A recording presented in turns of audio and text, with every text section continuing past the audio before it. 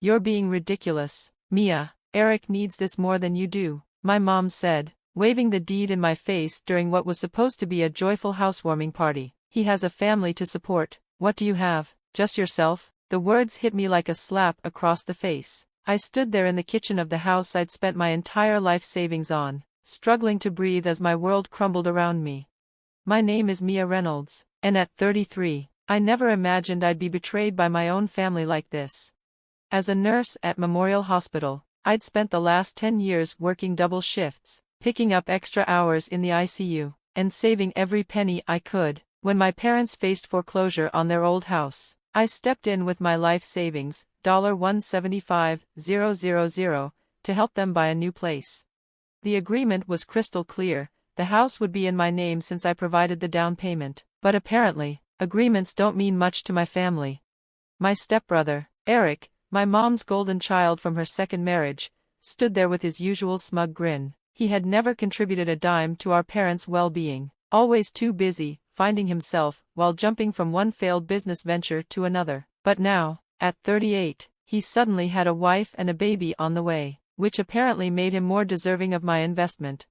We've already filed the paperwork, my stepdad, George, chimed in, not even looking me in the eye. The house is in Eric's name now. You should be happy, you're helping your brother start his family. The casual way he dismissed my sacrifice made my blood boil. The beautiful colonial-style house I'd fallen in love with, the one I'd imagined as a gathering place for family holidays and celebrations, was being handed over to someone who hadn't earned it. Looking around the room at the faces of extended family and friends who had come to celebrate, I saw awkward glances and whispered conversations. My Aunt Sarah, who had always been more of a mother to me than my own mom, stood in the corner, shaking her head in disbelief. My best friend, Rachel, who had watched me work myself to exhaustion to save that money, gripped her glass so tight I thought it might shatter. This isn't right, I managed to say, my voice trembling with a mix of anger and hurt. That money was everything I had. We had an agreement. Oh, stop being so dramatic, my mom sighed, rolling her eyes. You're a nurse, you'll save it up again. Eric needs a stable home for his baby. It's not like you have anyone to provide for. That was when something inside me snapped.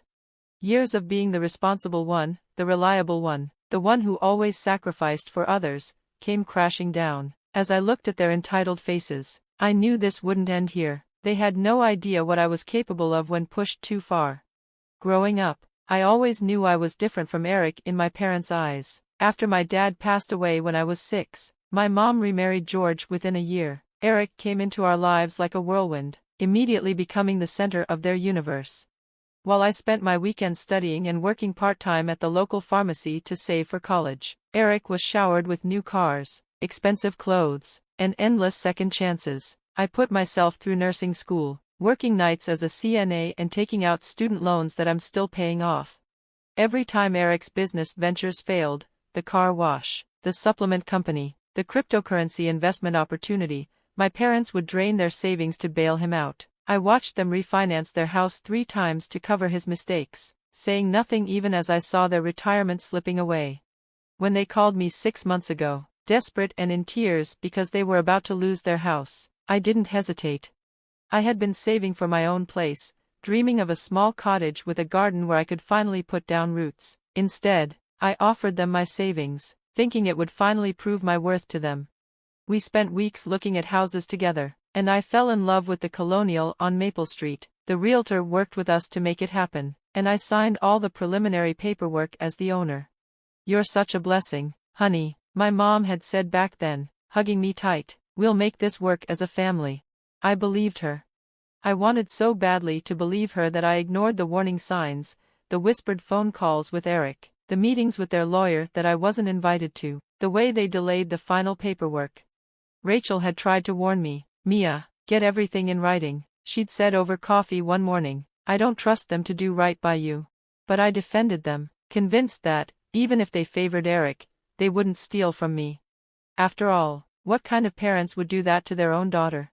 The day before the housewarming party, I had gone to Target and spent hours picking out new decorations for what I thought would be my investment property. I bought fluffy towels for the bathrooms, cheerful throw pillows for the living room, and a welcome mat that read "Home Sweet Home." Now, All those items felt like cruel jokes, scattered around a house that had been stolen from me. Standing in that kitchen, watching Eric parade around like he'd earned any of this, I thought about all the nights I'd worked in the ICU, the holidays I'd missed, the relationships I'd put on hold, the vacations I'd never taken, all to save that money. They hadn't just stolen my savings. They'd stolen years of my life. And they were about to find out just how big of a mistake they had made. I could hear the panic in her voice through the speaker as she told him the police were at their house, their real house, asking questions about the deed transfer. It was the moment they had feared. Without wasting any time, they rushed out, desperate to handle the crisis before it got worse. Rachel, who had been watching everything unfold from her car to make sure I was safe, hurried over as soon as they left. She pulled me into a tight hug, her face beaming with pride. "I've never seen you stand up to them like that," she said, her voice filled with admiration. "I've never had proof before," I replied. "It was always just my word against theirs, but this time, I have everything in writing. They can't twist the truth anymore." Later that day, Marcus, my lawyer, called with news. Eric and my parents' lawyer had reached out. They wanted to settle. Not only were they willing to transfer the house back to me, but they also agreed to pay my legal fees and additional damages. The possibility of criminal charges had finally made them realize they had no choice. "Should we accept the deal?" Marcus asked me over the phone. "Yes," I said without hesitation, "but I want something else too. They have to sign a statement admitting exactly what they did. They don't get to pretend this never happened." 2 weeks later, I found myself sitting in Marcus's office. My parents and Eric sat across from me, their faces heavy with shame. The agreement was clear: the house would be mine again, and they would compensate me for the trouble they caused. But more importantly, they had to sign a notarized statement acknowledging their attempt to defraud me. My mother dabbed at her eyes with a tissue, unable to stop crying. George, my father, stared at the floor, avoiding my gaze. Eric, who always carried an air of arrogance, now looked years older. His smirk was gone, replaced by a clenched jaw. His wife, Jessica, was nowhere to be seen. I had heard she left him after discovering he had been hiding their own financial troubles. The stolen house was just one of many lies he had built his life upon. The notary handed me the last page. "I need all parties to sign here." One by one, they signed. When it was my turn, I picked up the pen. My hands were steady, no hesitation, no fear. Eric stood up after signing, his voice bitter. "I hope you're happy. You've ruined everything." I looked at him calmly. "No, Eric, you ruined everything when you decided to steal from me. I just made it right." As they walked out of the office, my mother turned to look at me one last time, her eyes pleading for sympathy. But I didn't let guilt take hold of me. That time was over. Marcus handed me the new deed with a smile. "Congratulations, the house is officially yours." But I wasn't done yet. "Actually," I said, pulling out another set of papers, "I'd like to sell it." My family had already spread their version of events, telling everyone it was all just a misunderstanding. They assumed I would keep the house and let them stay there. What they didn't know was that I had received an offer from a developer who wanted to turn the property into apartments. The offer was generous, far more than the house was worth. Later, at our favorite coffee shop, Rachel shook her head in amazement. "They're going to be furious when they find out. They thought they had you backed into a corner." I took a sip of my latte and smiled. "That's exactly why I'm selling. They need to understand that they have no power over me anymore." The very next day, I signed the papers. The developer was thrilled. My real estate agent was thrilled. And most importantly, I was finally free. The profit from the sale, combined with the settlement money, was more than enough for me to buy my dream cottage, a place with a wraparound porch, a big yard, and a quiet garden where I could plant whatever I wanted. A few days later, my phone buzzed, a voicemail from my mother. Her voice was thick with tears. "I heard about the sale. Please, call me back." I deleted the message without listening to the rest. Some people might say it was cruel, but to me, it was setting boundaries. For the first time in my life, I wasn't going to destroy myself just to keep them comfortable. Let them figure out their own lives. I had a cottage to furnish and a garden to grow. The following weeks were some of the happiest of my life. I settled into my new home, painting the walls in soft colors that brought me peace, so different from the bold, suffocating shades my mother always insisted on. Rachel helped me plant the first flowers, laughing as we dug our hands into the earth. Meanwhile, my family's calls and messages kept coming. Some were angry, accusing me of selfishness for selling the house. Others tried guilt, telling me my mother cried herself to sleep every night. The only person who truly supported me was my Aunt Sarah. She had been the only one in the family to stand up for me. "I ran into your mom at the grocery store," she said over brunch one Sunday. "She was telling everyone how ungrateful you are. But people know the truth now. That statement you made them sign, it's making the rounds." I smiled, knowing that, for once, they couldn't twist the truth. No longer was I the difficult daughter who refused to help her brother. Now, I was the hardworking nurse whose family had tried to steal from her.